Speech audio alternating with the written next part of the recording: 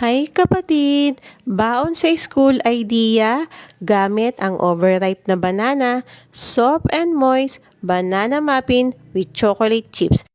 Napakadali lang gawin sa isang mixing bowl. Combine lang natin ang egg, oil, vanilla at sugar. Mix until well combined. Next, yung overripe banana, tanggalin lang natin yung balat.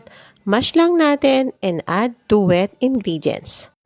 For the dry ingredients, sip lang natin ang flour, baking soda, and salt. Combine lang natin ang dry ingredients into wet ingredients.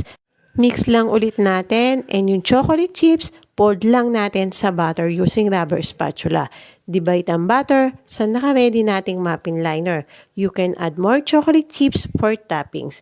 Bake at preheated oven until done. Yung overripe banana mo dyan, pwede mo pa siyang gawing baon sa school or trabaho. Pwede rin inegosyo.